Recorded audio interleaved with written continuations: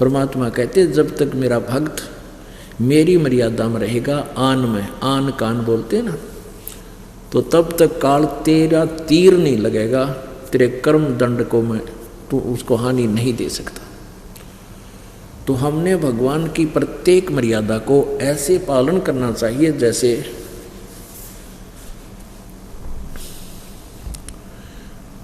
खेल के खिलाड़ी होते हैं, उनकी मर्यादाएं होती हैं, और जरा सी मर्यादा यानी नियम भंग होने से वो फाउल हो जाता है, उसको बाहर फेंक देते, निकाल देते, बाहर बैठ जा।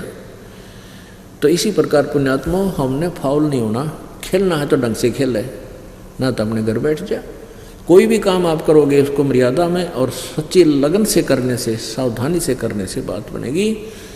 नाम खंड नहीं होना चाहिए। काल का सबसे पहला दाव है आपका नाम खंड होते ही। मान लीजिए कई से भक्त हैं जो नाम खंड कर गए, आना भी छोड़ गए, उनके पिछले संस्कार ठीक हैं, हो सकता 5-4 वर्ष वो ठीक निकल जाए, लेकिन जब और आगे चल के तो उनको बड़ा भारी कष्ट होगा ही होगा। अब जैसे किसी ने नाम ले लिया, अच्छी आत्मा है, लेकिन नाम खंड कर दिया और उसी समय उसको एक भयंकर कर्म की चोट आनी थी, परमात्मा का तो हाथ हट गया, परमात्मा का जो स्पोर्ट था वो नहीं रहा और आप पर कुदरती वो फिर कर्म की दंड आएगी, आपको घनी हानि हो जाएगी। तो ऐसे इस अध्यात्म ज्ञान को समझना आपने, और तभी हम इस मार्ग पर चल पाएंगे। अब जैसे माता गर्भ को राखे यत्न बनाए, ठेस लगे तो छन होवे तेरी ऐसे भक्ति जावे। जैसे किसी बहन बेटी को बहुत ही समय में कभी विवाह के 4-5 वर्ष बाद या वैसे भी स्वाभाविक जब गर्भ हो जाता है, रह जाता है, तो माता को एक विशेष चिंता बनती है कि ये भगवान कहीं मेरे बालक का ठेस ना लग जा, ऊंचे नीचे में पैर ना रखा जा। रात्रि में जब सोती है माता तो एकदम जब करवट भी लेती है तो भी एकदम चमक कर पड़ती है, कहीं मेरे बालक पर दबाव नहीं आएगी, यानी इतनी सावधानी बरतनी पड़ती है, तब वो बालक रूपी लाल उसको प्राप्त होगा। ऐसे ही परमात्मा कहते हैं जैसे माता गर्भ को रखे यत्न बनाए और ठेस लगे, यानी कोई ऊक चूक होगी, कोई झटका लग गया तो भक्ति नष्ट हो जाएगी। ऐसे भक्ति जाए, ऐसे तेरी भक्ति नष्ट हो जाएगी यदि आपने लापरवाही कर दी है। मर्यादा का इतना पालन करना चाहिए जैसे सीता जी को श्री राम ने, सीता जी ने जब देखा कि एक मर्ग हिरण उसकी बाड़ी को तोड़ रहा है, देखा तो वो तो सोने का है, सर्व सोने का हिरण। देख जब बुद्धि भ्रष्ट हो जाती है ना, उल्टे दिन लग गए, इतनी भी समझ में ना आई सीता जी के सोने के मर्ग होया करें कदे, सारा सोने का मर्ग।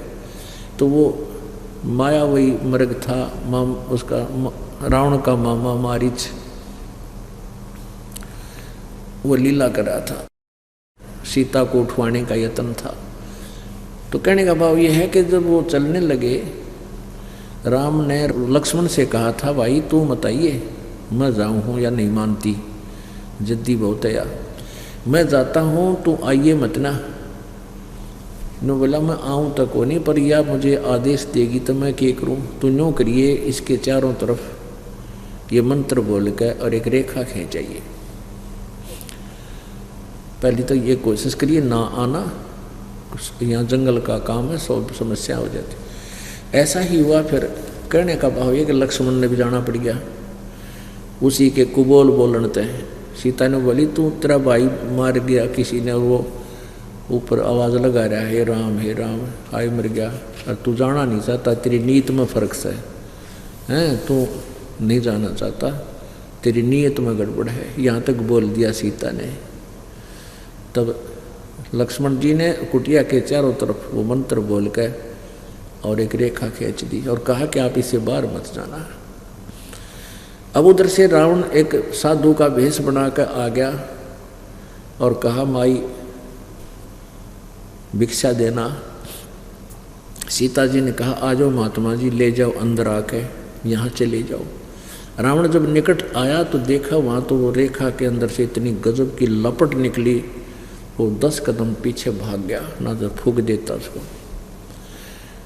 तो रावण कहने लगा माई तुम मेरी बेइज्जती कराना चाहते हो, हैं तुमने यहाँ पर ये अग्नि रेखा खींच रखी है, आप बाहर आके दे दो, भिक्षा देनी है तो, नहीं तो तुझे ये श्राप दे दूंगा, न्यू दे दूंगा। अब सीता जी ने सोचा कि बिजली बड़ा साधु संत है और एक आटा दे के फट दे वापस आ जाऊंगी। अब उठाया वो जो भिक्षा डालनी थी वो उठाकर बाहर गई, रेखा से बाहर चली गई। रावण ने तो पकड़ कर बाजू घेर ली कंधे पे और वहाँ ठोकी ठाक है 9 लखे बाग में। अब उसकी तो जरा सी लगी, वो बोली बूझते नहीं कह गई तो बाहर मत निकलिए, वो मेंटल थोड़े ही थे। तो हम परमात्मा कहते हैं जैसे सीता ने लापरवाही करी थी, वचन नहीं माने उनके, कितनी दुर्गति अपनी भी करवा ली और गेला उनकी करवा दी। तो पुण्यात्माओं ये वचन जो सतगुरु की जो मर्यादा के हैं, ये लक्ष्मण के सी रेखा समझ लेना भाई।